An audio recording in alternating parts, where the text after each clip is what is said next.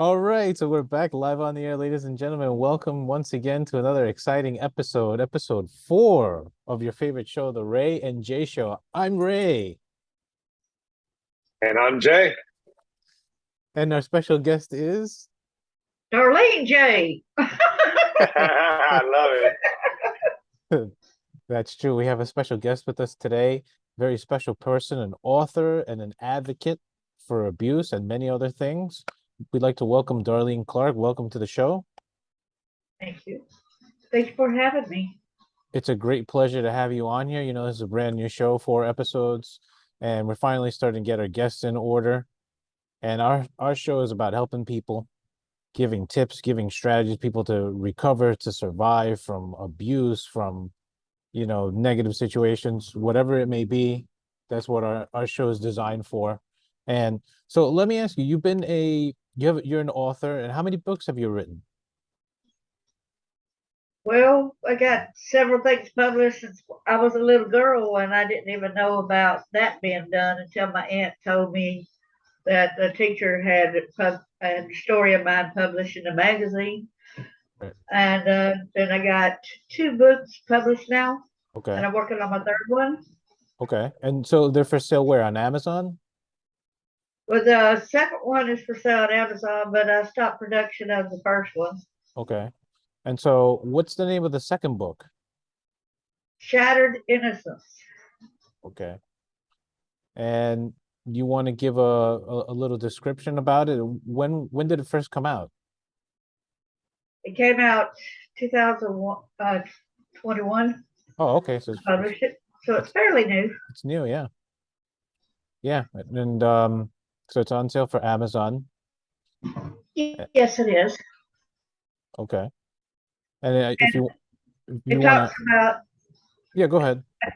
I tell about my story. I had been abused since I was born. Basically, I was born in a very toxic family. As the saying goes, not every parent deserves to be a parent, but every child deserves a good parent. Right. But I was born into one of these toxic families, and I tell my story out of courage, faith, and hope, hoping my story will be able to help others see and know that they can overcome it as well. Excellent.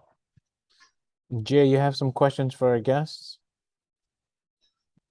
Yeah, I'm very familiar with Darlene. I just want to basically, Darlene, I got an important question for you. I know we all have been through something in our lives, and a lot of our listeners, whether they admit to it or not, we've all been through something traumatic or going to experience something traumatic in our lifetime. What would you say throughout everything that you have endured, everything you have experienced? How would you say would be some tips that you can offer to how to overcome things that have been traumatic, or maybe there's been, or just overcome some bad things that have happened in your life? You do need to realize that there is a problem. You can't just act like it never happened because it'll come back and slap you in the face. You need to find positive people to be around, to speak to, people that won't say, I'm tired of you talking about, why don't you just get over it? That's a sign to do not be sharing with this person. Find somebody else who will listen and wants to listen and wants to be there for you. There are a lot of people who genuinely care about you. Wow, I do agree. I definitely agree.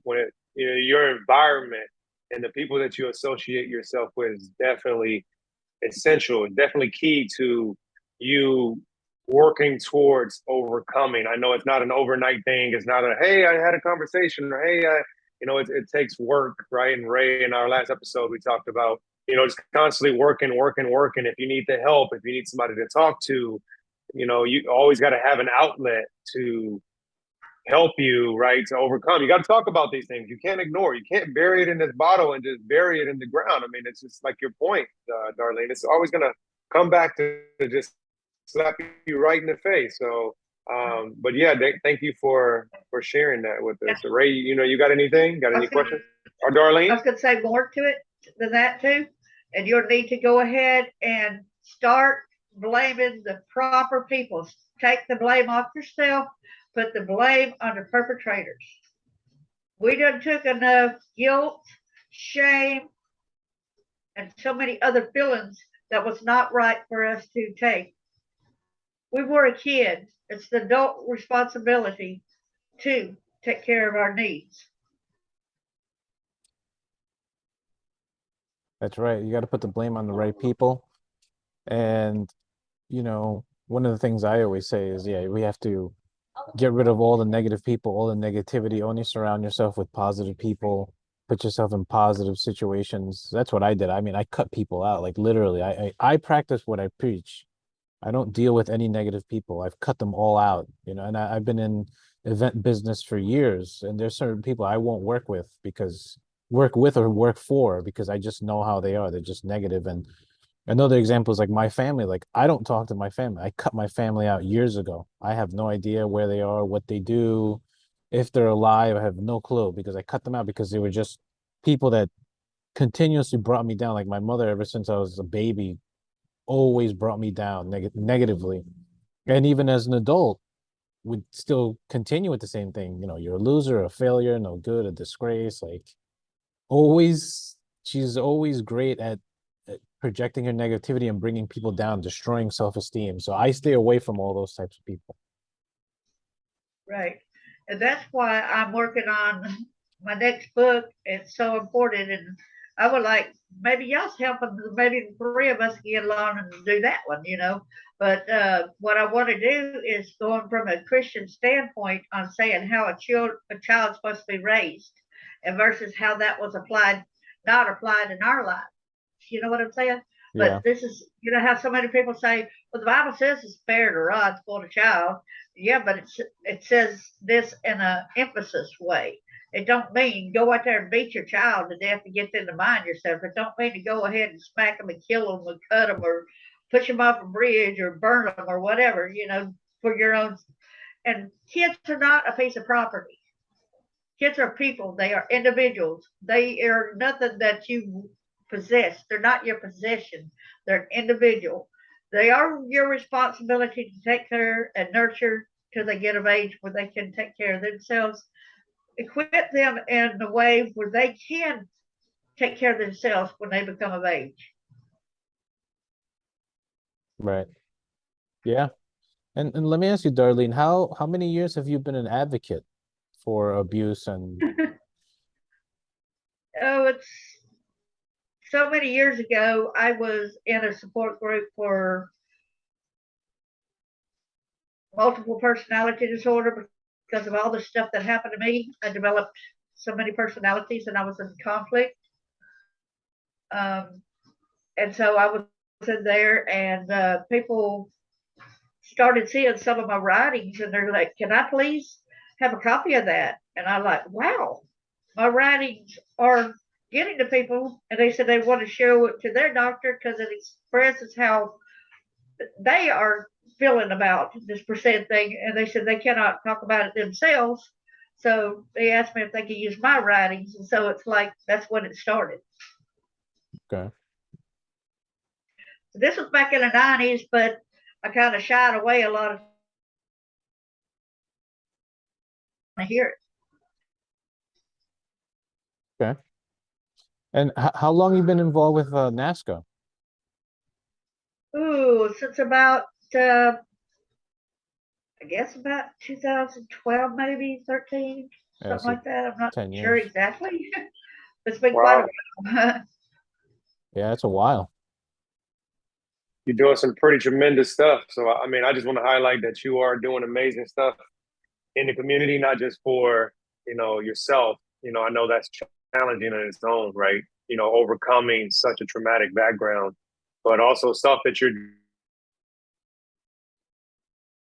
I mean, you're not living in that narrative. You are moving forward and doing something about it and raising awareness. And, right from your books to being a part of the NASCAR group, you still standing today. I want to commend you and also say that I'm very proud of everything that you stand for today and who you are today. And like y'all as well, both of y'all are positive role models as well. I want to thank y'all. Thanks. I mean, me Yeah, it means a personally, lot. I'm a new kid on the block. I mean, I've only been doing this for like 2 years, so I'm pretty new. I'm not sure how long Jay's been doing it, but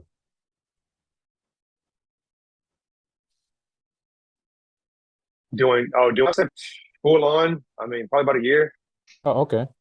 Yeah. So yeah, I've recently It's not. I mean, I'm fairly new. yeah, I've recently, like I said, gone public like 2 years ago, but it's been more official in like the last couple of months because the COVID really screwed things up. I like to do a lot of things live, and so I'm getting used to the Zooms. I was very hesitant to the Zooms. I didn't want to do them. That's part of the reason. Like I guess I delayed myself because all the live stuff that I was go to, they went to a Zoom version, and the Zoom took off, but I wasn't part of that. I just didn't want to do it. Now I'm getting into it. Now I'm in the Zooms and Teams and Google Meets and a whole bunch of other things, and it's actually really good because I've met a lot of people from different parts of the country and different parts of the world that share the vision, that want to help people. I've met a lot of great people. And LinkedIn's been really good. You know, it's been really good. Made a lot of great connections on there. And where can people get in touch with you? Do you have a website? Are you on LinkedIn? Well, if they go to NASCA, NAASC, there they have a page where the people they can contact on there. Darlene J. Clark, where people can contact me, and my phone number is there as well. Mhm. And also, I am at Facebook, as my son calls it, the Book of Faces. Shoot. The Book of Faces. Oh man, and LinkedIn as well.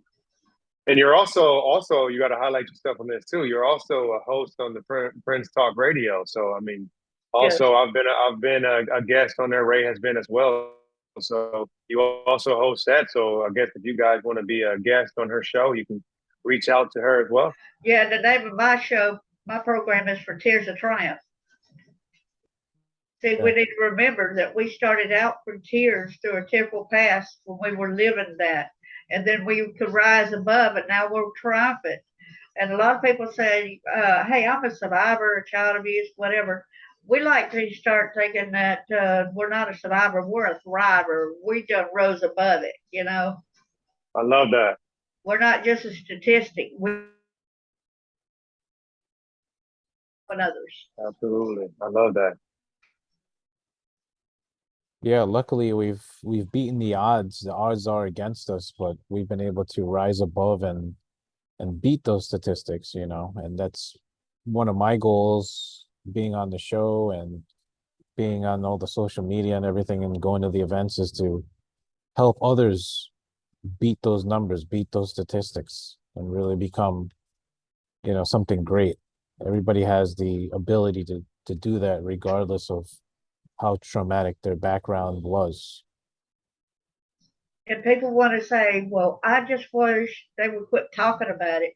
But the more people stop talking about it and all, the bigger the problem Yeah. of the abuse becomes. More and more kids are being trafficked and sold and kidnapped and beaten, and it's horrible. I had talked to a friend, I'm not going to mention names, whatever, I'm keeping the anonymity here. Hmm. Uh, and she said that there was a girl that was messed with, a little girl we think that she was messed with, and she's in kindergarten. And her mother just wants her, had enrolled her into a certain school just so that she could wear a uniform. I said, big warning sign, big warning sign. Why would she want the daughter to get enrolled in that certain school just for a uniform? Well, the teachers had caught the little girl actually masturbate in class. And a 5-year old don't usually do that kind of stuff. Right. Wow. Makes you think. And so all of a sudden, when I heard about that, I said, oh man, now it makes perfect sense because I know I have run across a lot of pedophiles because they had me trafficked. and they loved pictures of kids in uniforms. For some reason, that really excites these predators. Wow. And so now she brought it to the awareness of that other lady at school, and they said they need to check into it big time. Sounds like it. That's shouldn't be tolerated. Should be reported. And maybe there's a lot of other parents that aren't aware of that. I mean, awareness is key, right? I mean, that's ultimately what you know you stand for is awareness, and you're raising awareness. So, I mean, with everything that you're learning and experiencing, it's something that you can always raise awareness to the world, right? And it does at times, it gets to you because it's like if we lose one child, that's another child too many. Yeah. And they are our future. We got to protect them at every cost. That's true. Yeah, And we I have want to. to say thank you to Ray also because he just now published his book recently. Yeah, Congratulations. That's true. yeah, it'll be out very soon, probably next week. Actually, I have to do some finishing touches on it this afternoon. But yeah, that'll be the first one in a series of about probably 12 or 14 books, something like that. So So y'all look him up at Amazon and keep a watch on him as well. it's a rough read, man. I'm just telling you right now, it is a rough read. It is raw. It is Is it is it is it already released? Did you already probably release? I have to do the final approval later, so it should, you know, probably by the end of the week it should be available. It says like 48 hours, 72 hours, something like that. But I put plenty of warnings on there in the description, me telling you now, and um it's a rough read. It's raw, and what's crazy, it's just the Yes, like overview. I tell you, It's just the overview of like my childhood. It doesn't really go really in depth. The next books do that. So the second book is, oh my God, my mother's a witch. That goes more into in-depth relation between my mother and myself. Now that and then every book after that is more in depth. This first one is just an overview, but it's pretty crazy that it's an overview of 200 pages.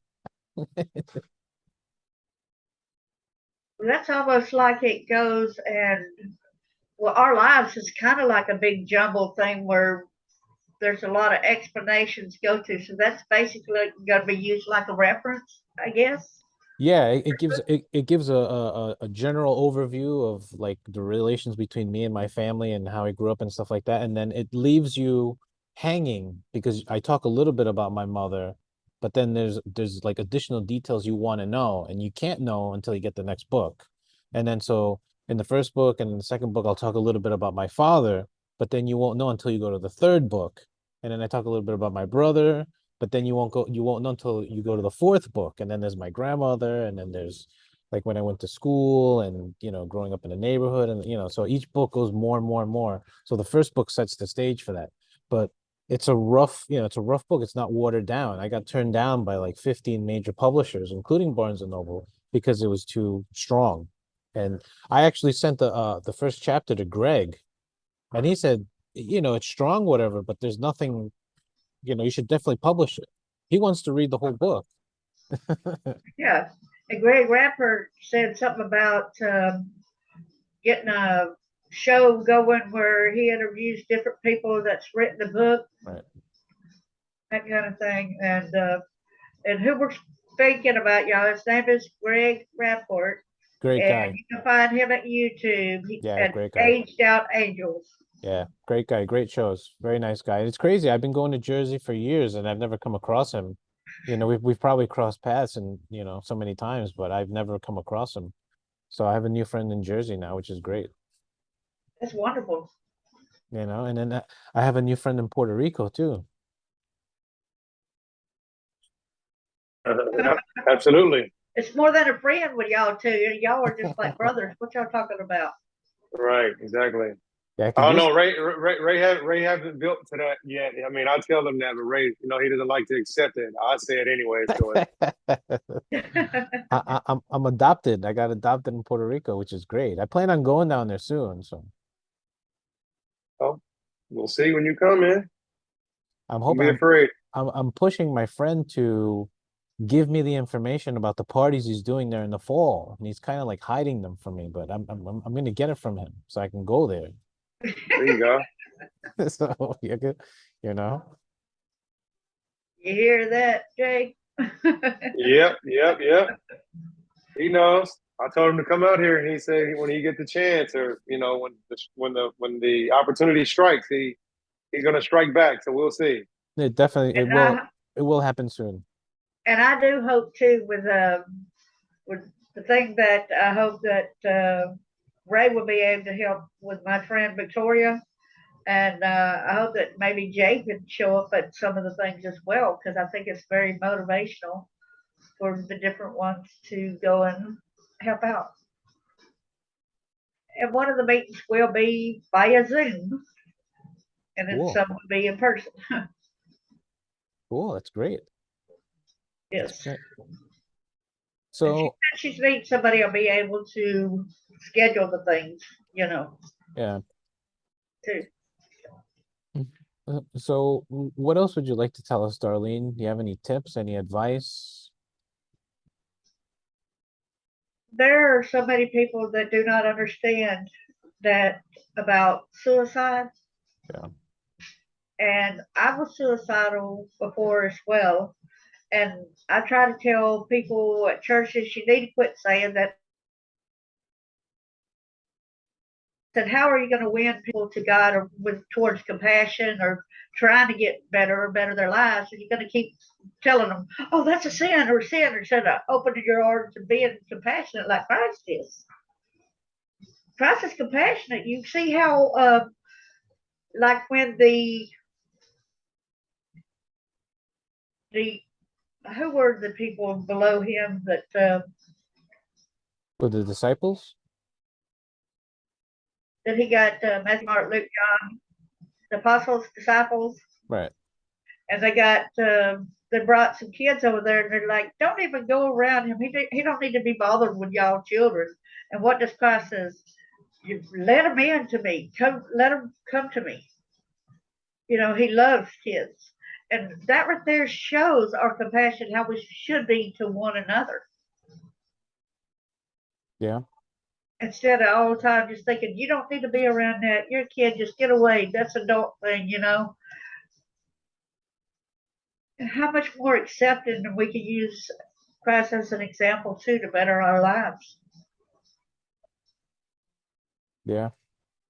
Yeah, and I tell people all the time, I mean, I'm alive because of God.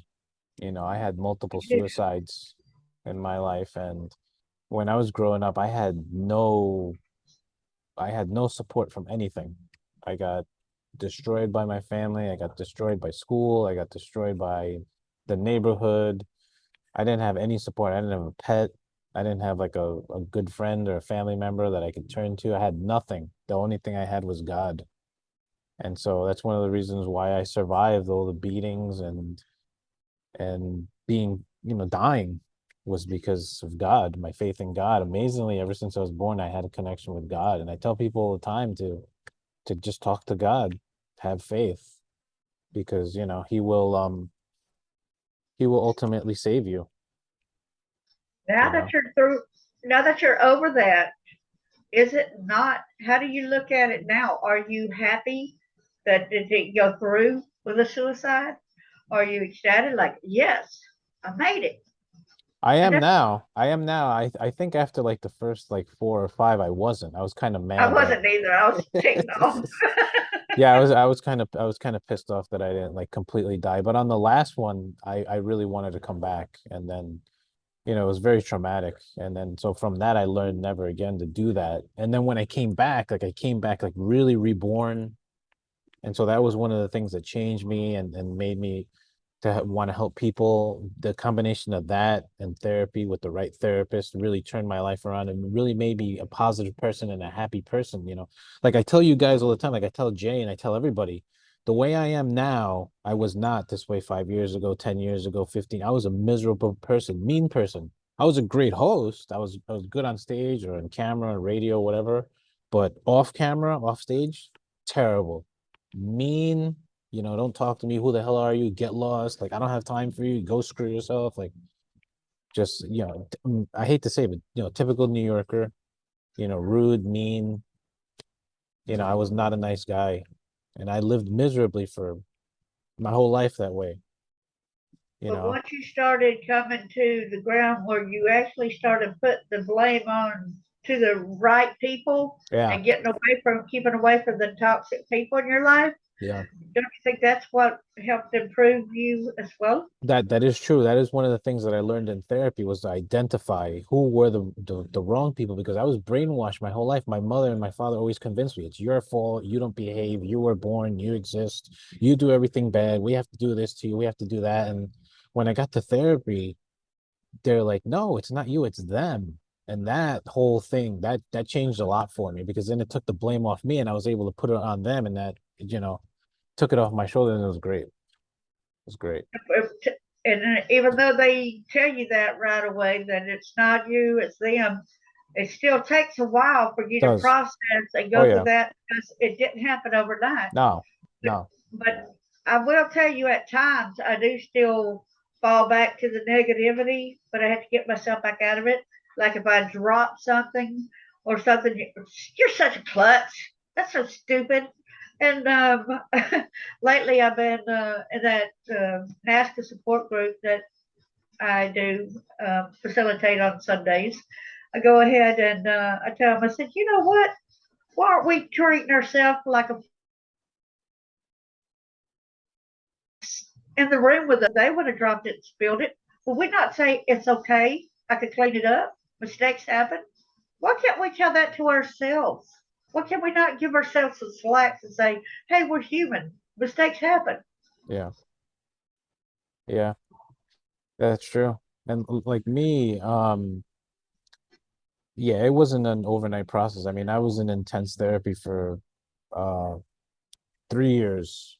I didn't really make any progress until like maybe the year and a half, 2 years after that. I used to have to go multiple sessions, I was part of mandatory therapy for 5 years. This year was 5 years, and I was recently released from that. So I go to voluntary now, which I go sometimes, but um, it takes a lot. You have to be willing. You can't be in denial. You have to want to help yourself. And then you also need that right therapist. You need that right chemistry between you and them. Because Oh, yeah. if you don't get the right one, like I talk to people all the time. I went through like probably a dozen different ones that would turn me down after 5 minutes or turn me down after the first session. Like they didn't want to be involved with it. And, you know, I didn't go into mandatory therapy till 2017 because of my last suicide. And then before that, I was in therapy since 2006. So I was in and out of therapy from 2006 to 2016, 17, 10 years, not getting any results, like getting a little bit of help, whatever. And then, and through and throughout those times, I had like maybe two suicides in there and, but for me, it used to be a wonderful experience, but then my last experience was not good. Like I had all the like the tunnel of light and everything, and it was great, and I felt good, and like I didn't want to come back, and then they forced me to come back. But on the last one, that because I was such a bad person, I wasn't going into the light, I was going into the darkness, man. So I wanted to come back, and God's like, you should not be coming back. Like you're really not supposed to come back, and because of a miracle of God, not to go off on a tangent, but because of a miracle of God, I came back. But I Right. am I am really supposed to be dead. I am really supposed to be I dead. think God was using that as an example, like you can live if you choose to live the right way, Yeah, but if you continue down this path of how you're going, yeah. what use of it is going to be when you're going to wind up trying to kill yourself again? You know what A- I'm a- saying? and for me, like it was such a painful, like strong, like slow death Like I was dying for like 10, 15 minutes. And slowly I was losing everything. I was losing sensation of my body. I was losing control. I lost eventually my sight. Then I could only hear. And so by the time like the police came and the ambulance and everything, I could only hear. Like I could feel people moving me around. But I collapsed in the parking lot, and I started feeling my whole body. I couldn't feel anything. And then I don't remember the ambulance ride, I woke up in an ER, and that was one of the scariest ones I ever had. Most of the ones were great, but this one was really bad. And during that whole time, I immediately went to God, and God from like the beginning, he's like, no, like no, like no. He's like kind of like not listening. And I must have told him like 100 times, listen, man, I want to be alive. I want to live. Like, bring me back. He's like, no, you're gone. No, no. And it was like, and it kept going on and on, and I was dead for like a good, like, I don't know, 10, 12 minutes, something like that. And it was scary. It was scary, man. They were taking me away. I was going to hell. And I don't recommend it. And so from that point on, like I'm cured from suicide. I never want to go back to that again. Don't recommend it to anybody, Life is beautiful. Don't put yourself in those situations, regardless of, how terrible it is. Don't do it. It's not worth it, Yeah, you be know. careful who you trust when you go to tell your story. Make sure a person can be trusted, but Yeah, don't give up on finding somebody to trust. right. Don't lose hope on there because even there's so many helpline numbers where people are waiting to help someone. Yeah, yeah, Like a friend of mine that works at NASCA, she said you could always call 1-800 for a child and they answer the phone 24/7. yeah. Yeah, that's a great thing. Yeah, and You I know, tell you, um, and see, the and when I came back, I mean, I always had it my whole life, because of the spiritual side of my family, whatever, but I always had, the ability to discern. It became a lot stronger on my last suicide. So like I tell Jay all the time, like I know who to talk to and who not to talk to. I know who to trust and not trust. That helps me a lot because I'm not going to go waste my time trying to help somebody that I can't help. I hate to say that because we can help everybody, but there's some people that are just in denial. You just have to stay away from them. And like Darlene saying, like there's certain people like I won't tell them my story because they're going to be negative, like, oh, that never happened to you, you're a liar, oh, I don't want to hear it, it's too graphic for me. So like I know ahead of time, so thank God for that. amen to that. See, and when I was, a lot of mine was blocked out as well for so many years, and I still have a lot that's blocked out. And but when I was married and I was going through therapy, it was horrible when I was having the flashbacks, and my husband was beating me at home as well. And then the cops were saying, "Well, he can beat you as long as he don't kill you."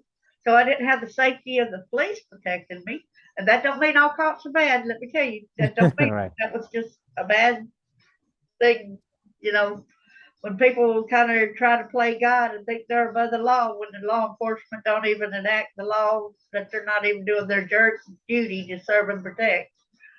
Um, Something I had wrote on one of my last shows for, and I'm going to find it at Facebook and try to get to it and read it to y'all if we got time. Actually we're running low on time.